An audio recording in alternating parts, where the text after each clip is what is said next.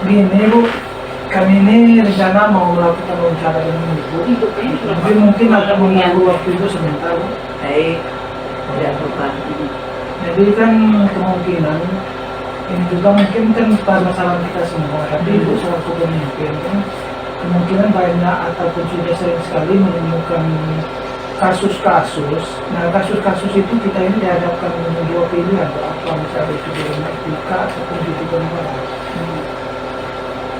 Baik, terima kasih Pak Uci dan teman-teman CGP Angkatan 8 ya. Kami selama menjadi pemimpin di sini atau sebelum-sebelumnya itu memang kita selalu sering dihadapkan dengan kasus ya. Apakah itu kasusnya termasuk di ranah etika atau pencucian moral, itu tentu kita harus mengidentifikasinya terlebih dahulu ya. Apakah ini kasusnya nanti benar lawan benar atau kan benar lawan salah gitu kan. Setelah kita mengidentifikasi masalah tersebut, kita sudah bisa menetapkan apakah ini di ranah etika atau ke bujukan moral. Kemudian setelah kita tahu, kita ajak siapa yang bisa membantu kita gitu kan, yaitu tim yang ada di sekolah tentu. Nah, siapa tim inti yang di sekolah, biasanya siapa yang pertama kali tingkat dan pertama itu paling wartawan kan, kayak ada kemudian apa saja mungkin komite dan segala macam. Lalu kita menentukan apa langkah selanjutnya. Begitu Pak Uci. Berarti dengan cara mengidentifikasi dulu, baru kemudian lebih dipahami dan kemudian berkomunikasi dengan orang-orang yang terlibat kan dalam arti bisa menyelesaikan permasalahan tersebut. Kemudian dalam pengambilan keputusan, terutama kasus-kasus yang dalam dua kepentingan tadi, yang tadi Bu, Ibu kan berkomunikasi dengan orang yang bisa Ibu libatkan untuk menyelesaikan tersebut. Kemudian Ibu kan mengambil keputusan. Nah, bagaimana kira-kira Ibu dalam pengambilan keputusan tersebut yang berhadapan dalam dua kepentingan tersebut? Baik itu sama-sama benar atau sama-sama mengandung nilai kebajikan. Berarti ini kan sama-sama benar berarti kan? Sama-sama benar berarti nanti ini kan kasusnya berarti udah masuk ke dilema etika ya. Jadi bisa jadi di hal tersebut kita bisa mempertimbangkan faktor-faktor atau pihak mana yang terlibat gitu kan. Kemudian apakah kepentingan itu termasuk ke kepentingan perorangan atau orang banyak gitu kan, dan apakah mengandung nilai-nilai nilai-nilai kebenaran atau kesetiaan, kemudian apalagi rasa adil dan rasa kasihan, kepedulian dan sebagainya gitu ya. Ya apakah nanti kalau masuk halaman koran pertama itu akan menyebabkan apa gitu kan. Nah itu publikasi koran gitu ya. Jadi kita akan melihat itu gitu. Namun itu pengambilan keputusan yang Ibu jalankan selama ini. Setelah Ibu menjalankannya, kira-kira langkah atau prosedur seperti apa yang biasanya Ibu lakukan selama ini? Baik, kalau kasus kayak kemarin itu kasus itu ya, kasus apa? Perkawinan. Jadi di sekolah ini kan kemarin kita tahu kan, jika anak itu tidak kita urus atau tidak berpihak kepada anak, pasti itu sudah diambil pihak berwenang kan, sudah ditangkap ya, sudah masuk berhadapan hukum gitu ya waktu itu. Kemudian karena kita ingin berfokus kepada melayani murid, kita tadi istilahnya itu berpihak kepada murid, kita mencoba itu ya menggali mudarat mana yang paling kecil gitu ya kan, sehingga dari kemungkinan yang ada itu ya, kemarin kita berhasil memfasilitasi gitu ya, perdamaian anak dengan win-win solution gitu. Jadi alasannya apa? Kita berpikir berbasis apa? Selain peraturan, rasa peduli gitu ya, dan rasa kasihan namanya. Jadi tahapan berikutnya menginvestigasi dengan memeriksa kembali apakah fakta-fakta itu dapat ditemukan, kemudian keputusan-keputusan bisa diambil dengan tidak merugikan. Jadi keputusan yang dapat dipertanggungjawabkan. Oke, selama Ibu melakukan itu, kira-kira hal-hal apa saja yang selama ini Bu anggap efektif dalam mengambil keputusan pada kasus-kasus dilema etika semacam yang Ibu jelaskan tadi? Ketika kami mencoba mengambil pengambilan keputusan tadi, kita tentu tidak lepas dari berkomunikasi awalnya kan, kemudian dengan misalnya itu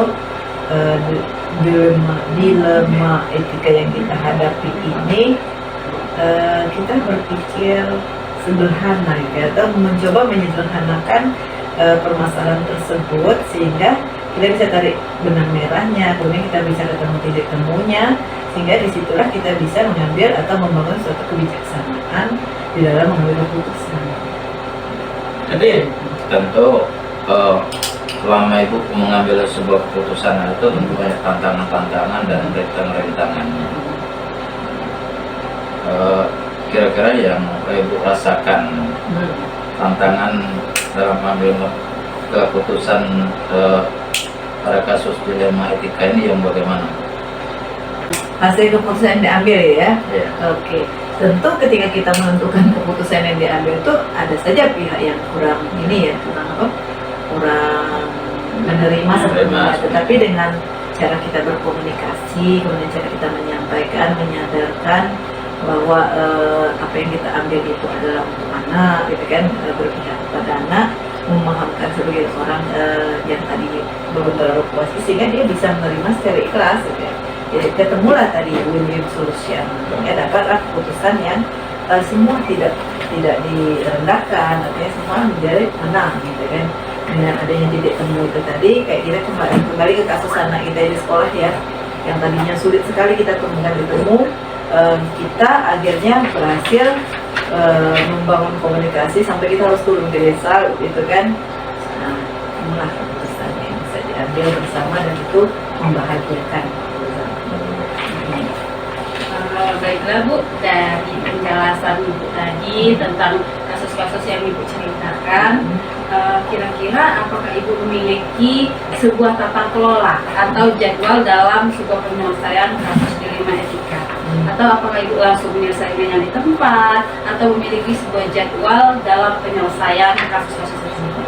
Oh, itu tergantung apa yang kita temui kan. Jadi kayak kita di sekolah ini tidak ada jadwal khusus untuk itu, tapi ketika kita menemui masalah, kita akan berunding terlebih dahulu, kita akan menganalisis masalah itu, mengidentifikasinya, kemudian apakah nanti jadwal perdagangan atau penyelesaian itu sudah kita tentukan nanti kemudian hari disepakati bersama gitu. Jadi apakah akan terlibat pihak yang terlibat itu kita sudah hubungi bersama teman-teman atau rekan-rekan tim di sekolah ini, baru nanti penyelesaian masalah tersebut ya.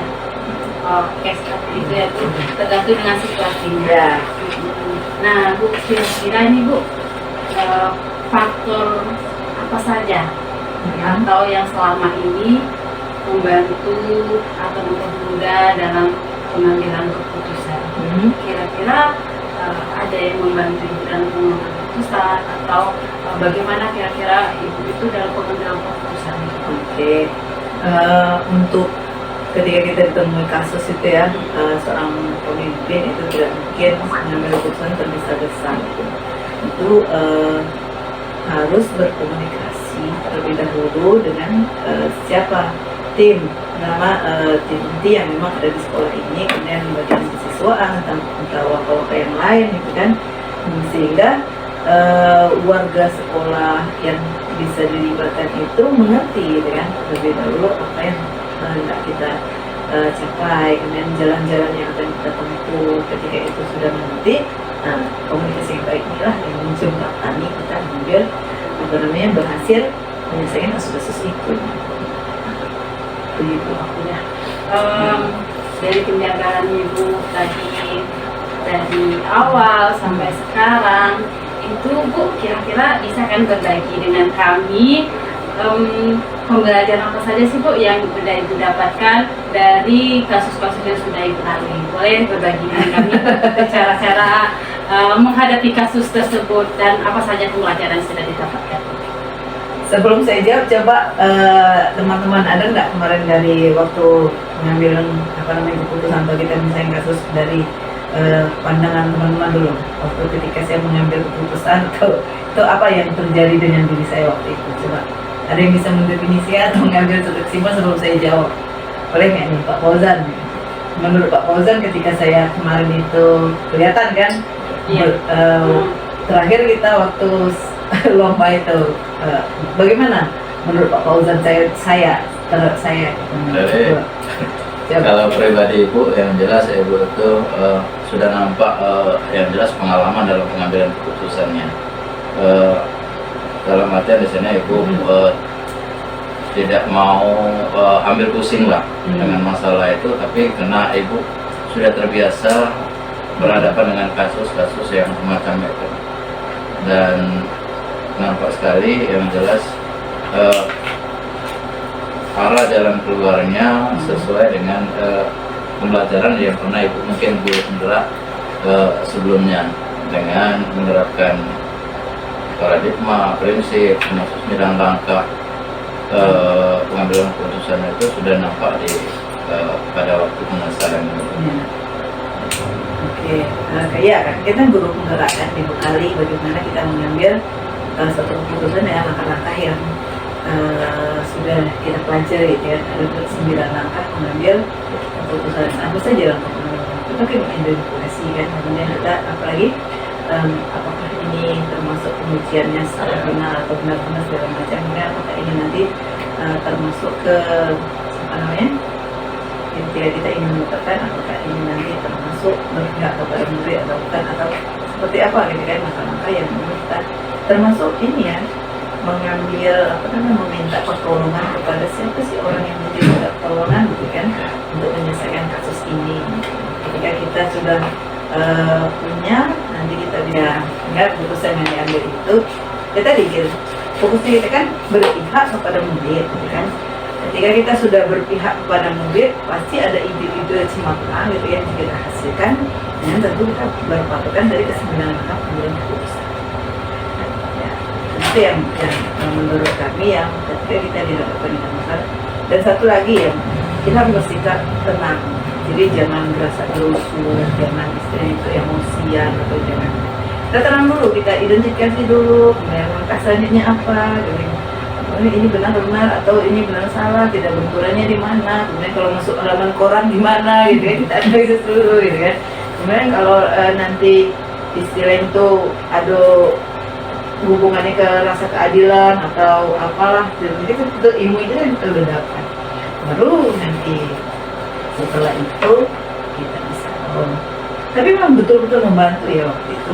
Kami kan baru di sini, kemudian kami tidak mengerti apapun. Apa yang langkah pertama kami lakukan, mengidentifikasi masalah, mendudukkan semua para wakil di sini, termasuk waktu itu kepala sekolah yang lama sama Pak Kapolsek. Jadi saya mendudukkan dulu apa sih masalahnya, identifikasi seperti ini. Oh ya, siap. Terus maunya seperti apa dari Pak Kapolsek? Kami seperti ini kok, oke. Tujuannya apa? Ini. Setelah itu baru kita berpikir ya, karena berpihak kepada murid, apa yang sudah lakukan setelah itu.